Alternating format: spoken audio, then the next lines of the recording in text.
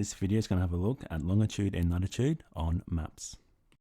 So the word map uses a grid system to be able to pinpoint locations or be able to refer to locations.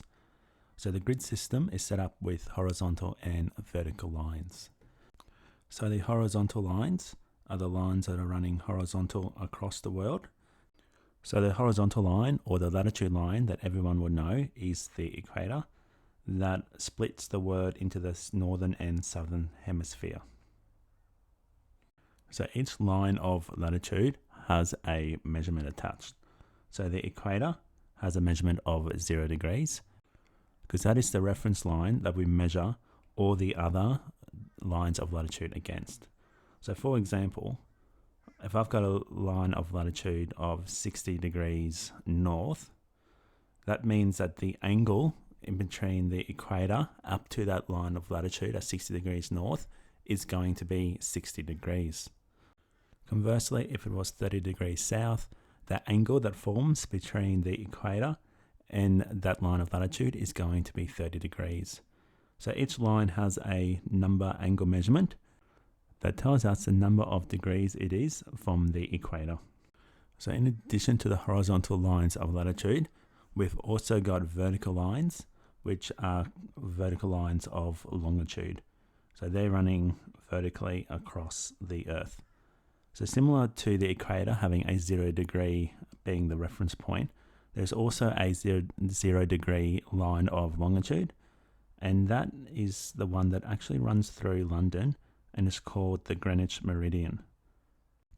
So similar to our latitude lines, each line of longitude has a degree measurement, and that references back to the Greenwich Meridian.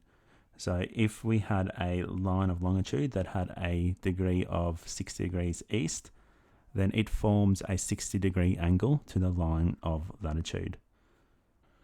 So our lines of longitude are measured as either east or west of the Greenwich Meridian.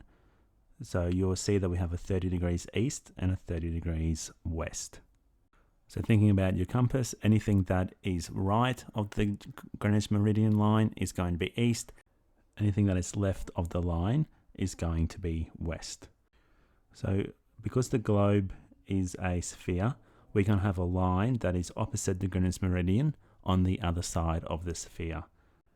So that is going to be a 180 degree line, which you'll notice has neither a west or an east reference, because it is both 180 degrees east and 180 degrees west of the Greenwich Meridian. So that 180 degree line of longitude is also known as the International Date Line, or IDL. So that's the point of time where if you're traveling across it, you're either going to go forward a day or go backwards a day, depending on which way you are traveling. So if you are traveling east across it, you are going to be going back a day. If you are traveling west across it, you're going to be going forward a day. And that knowledge is going to come in handy later when we look at time zones and solving problems with time. So the other point you'll note is that our lines of longitude go from 0 to 180 degrees. Our lines of latitude only go from 0 to 90 degrees. That's because when we get up to 90 degrees, we're at a right angle and we won't be able to go any further in terms of our lines of latitude. Whereas our lines of longitude can go a full 180 degrees until it gets to the other side. So each location on the globe will have a reference that we can write for longitude and latitude.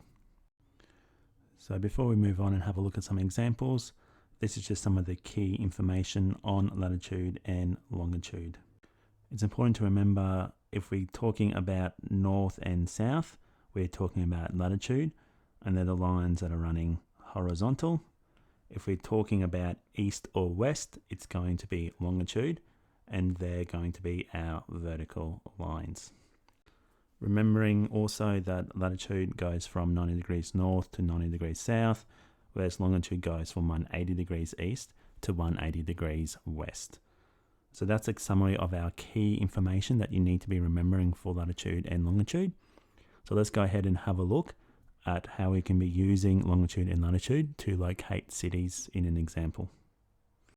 So in the first example, we've been given the longitude and latitude locations of two cities, and it wants us to use the map to be able to identify what those two cities are. So the first one is 30 degrees south and 30 degrees east, and I can remember that if it's south, it's going to be latitude, and when it's east, it's going to be longitude.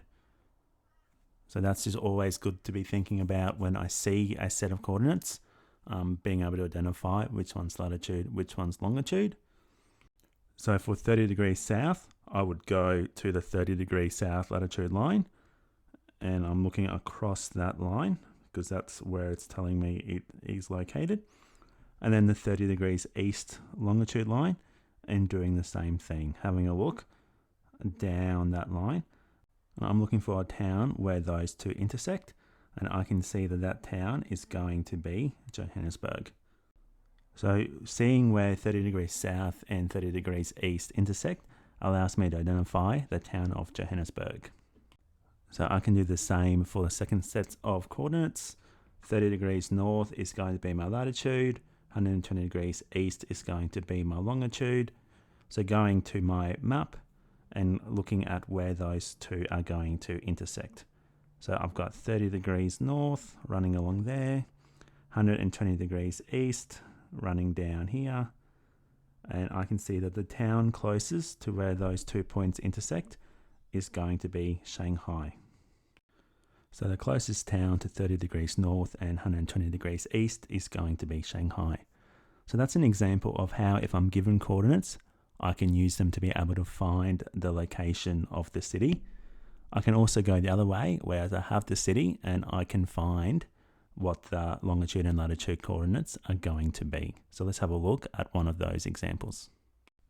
So in the second example, I've got the location of three cities, and I want to go ahead and be able to write the longitude and latitude for each of those cities.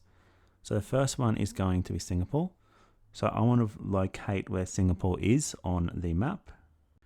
And I'm going to use that location to be able to identify my latitude and longitude. So I can go back to the edges of the map. And I can see that my line of latitude is actually pretty close to 0 degrees. And then my line of longitude is probably halfway in between the 90 degrees east and 120 degrees east. So I'm going to say that's going to be 185 degrees east. So when we are writing our longitude and latitudes for a city, especially when they're not sitting on one of the established lines, we're going to have to estimate what that value is going to be. In an exam, you'd have a couple of degrees either way of the sample answer to be able to give you a little bit of variance when you're making your estimate. So my next city is going to be Perth. So locating Perth and using that as my guide, tracing back to the edge of the map. Now I can see that's pretty close to the 30 degrees south, but it might be a smidge over. So we could say 32 degrees south because it's a little bit past the south latitude line. And it's fairly close to the 120, but it's not quite there. So we might say 115 degrees east.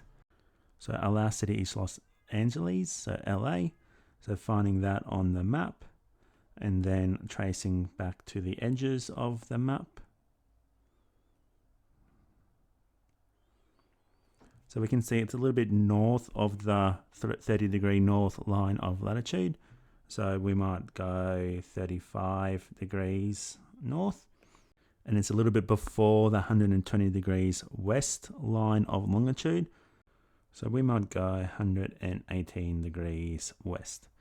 So the city of Los Angeles is located at 35 degrees north and 118 degrees west.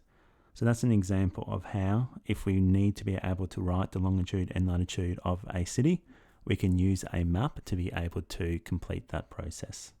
So that is the end of our video on latitude and longitude.